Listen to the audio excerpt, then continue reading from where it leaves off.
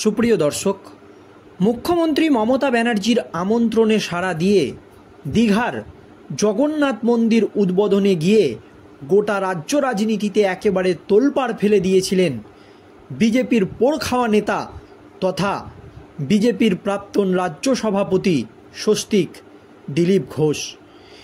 এই আবহে দিলীপ ঘোষকে আক্রমণ করতে ছাড়েনি বিজেপির একাধিক হেভিওয়েট নেতারা।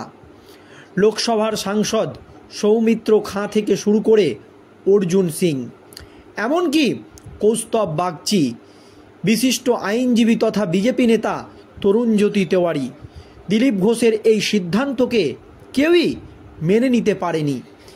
এই আবহে দিলীপ ঘোষকে নিয়ে প্রাথমিক অবস্থায় একটাও উচ্চবাচ্য পাঠ করেনি রাজ্যের বিরোধী দলনেতা শুভেন্দু অধিকারী। তবে দিলীপ ঘোষকে নিয়ে বঙ্গ বিজেপির নেতারা আক্রমণ করতেই দিলীপ ঘোষও বঙ্গ বিজেপির একাধিক নেতাদেরকে আক্রমণ করতে ছাড়েনি।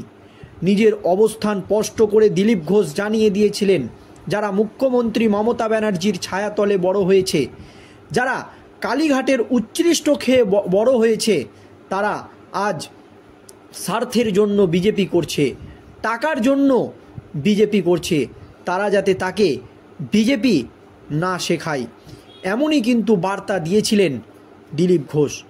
কিন্তু রাজনীতিতে কিছুই অসম্ভব নয়। সকলেই মনে করেছিল যেভাবে মুখ্যমন্ত্রী মমতা ব্যানার্জির পাশে বসে বৈঠক করলেন দিলীপ ঘোষ, বা তার সঙ্গে যেভাবে কথা বললেন, যে দিলীপ ঘোষ তৃণমূলে যোগ দেওয়া শুধুমাত্র সময়ের অপেক্ষা। এই আবহে দিলীপ ঘোষের বিরুদ্ধে একাধিক বঙ্গ বিজেপির নেতারা দিল্লিতে কিন্তু অভিযোগ জানিয়েছিল। দিল্লি বঙ্গ বিজেপির নেতাদেরকে স্পষ্ট জানিয়ে দিয়েছিল এই বিষয় নিয়ে তারা যাতে কিচ্ছু বাড়াবাড়ি না করে, পুরো বিষয়টি তাদের নজরে রয়েছে। দিলীপ ঘোষকে তারা সব সময় নজরে রেখেছে, এমনই কিন্তু জানানো হয়েছিল দিল্লির তরফ থেকে। আর এই আবহে দিলীপ ঘোষের বিরুদ্ধে একের পর এক পদক্ষেপ নিতেই 180 ডিগ্রি পাল্টি মারল দিলীপ ঘোষ। এবার মুখ্যমন্ত্রী মমতা ব্যানার্জিকে একেবারে সরাসরি বেনজির ভাষায় আক্রমণ দিলীপ ঘোষের। এবার দিল্লির চাপে পড়ে মুখ্যমন্ত্রী মমতা ব্যানার্জিকে কার্যত ধুয়ে দিলেন দিলীপ ঘোষ। কী পদক্ষেপ নেওয়া হয়েছিল দিল্লির তরফ থেকে দিলীপ ঘোষের বিরুদ্ধে, এবং মুখ্যমন্ত্রী মমতা ব্যানার্জিকে তারপর কি বার্তা দিয়েছে দিলীপ ঘোষ, শুনুন দর্শক। বিজেপি সূত্রের খবর, সার্বিক এই পরিস্থিতিতে দিলীপ ঘোষকে কোনোভাবেই ক্ষমার চোখে দেখছে না দীনদয়াল উপাধ্যায় মার্গ, শঙ্খদীপ দাস। মমতা বন্দ্যোপাধ্যায়ের আমন্ত্রণে দীঘায় জগন্নাথ মন্দির দর্শনে গিয়েছিল স্বস্তিক দিলীপ ঘোষ। তা নিয়ে শুধু বিতর্ক তৈরি হয়নি, দলের একাংশের তীব্র সমালোচনা ও শ্লেষের মুখে পড়তে হয়েছিল দিলীপ ঘোষকে। বিজেপি তথা বাংলার রাজনীতিতে যে দিলীপ ঘোষ ঠোঁটকাটা বলে পরিচিত, তার নিন্দা করতে অনেক বিজেপি নেতাকর্মী এখন মুখের আগাল রাখছে না। আবার পাল্টা জবাব দিতে গিয়ে দিলীপ ঘোষ যা বলছেন, তাতে ভোট বছরে কাদা মাখামাখির অবস্থা শুরু হয়ে গিয়েছিল গেরুয়া শিবিরে। বিজেপির শীর্ষ সূত্রের খবর, সার্বিক এই পরিস্থিতিতে দিলীপ ঘোষকে কোনোভাবেই ক্ষমার চোখে দেখছে না দীনদয়াল উপাধ্যায় মার্গ, বিজেপির সর্বভারতীয় সভাপতি জগৎ প্রকাশ নাড্ডা এবং কেন্দ্রীয় স্বরাষ্ট্রমন্ত্রী অমিত শাহ, এছাড়াও আরএসএসের যৌথ সাধারণ সম্পাদক অরুণ কুমারের মধ্যে শুক্রবার এই বিষয়ে আলোচনা হয়। সংঘ ও বিজেপির মধ্যে এখন সমন্বয়ের দায়িত্বে রয়েছে অরুণ কুমার। তারা ঠিক করেছিলেন দিলীপ ঘোষকে আপাতত বিজেপির কোনো বৈঠকে ডাকা হবে না। 6 তারিখ বিজেপির রাজ্য স্তরের বৈঠক রয়েছে, সেই বৈঠকে দিলীপ ঘোষকে না ডাকারই সিদ্ধান্ত নেওয়া হয়েছিল বলে খবর। ওই বৈঠকে দিল্লির পর্যবেক্ষক হিসাবে থাকবেন সুনীল বনসাল। তবে হ্যাঁ, এই কথাটা সাদা কালোই বা স্পষ্টভাবে বিজেপি ঘোষণা করেনি। তবে দিলীপ ঘোষকে নিয়ে যাতে বিজেপির রাজ্য নেতারা তেমন কিছু বাড়াবাড়ি না করে বা তেমন কিছু না বলে, এটাই কিন্তু জানানো হয়েছিল। দিলীপ ঘোষের ওপরে পুরোটাই নজর রাখছে দিল্লি, ঠিক পদক্ষেপ নেওয়া হবে। আর এই আবহে 180 ডিগ্রি পাল্টি মেরে ফের ফুল ফর্মে দিলীপ ঘোষ। দিলীপ ঘোষ যা বললেন তাতেই আবারও রাজ্য রাজনীতিতে নতুন করে শোরগোল। শনিবার সকালে ইকো পার্কে পথভ্রমণে এসে ফের রাজ্যের মুখ্যমন্ত্রী মমতা ব্যানার্জিকে পুরনো মেজাজে বেনজির ভাষায় নিশানা করলেন দিলীপ ঘোষ। আরজিকর কাণ্ড নিয়ে রাজ্যের জেলায় জেলায় হাসপাতালের ব্যবস্থা নিয়ে প্রশ্ন তুলে দিলেন দিলীপ ঘোষ।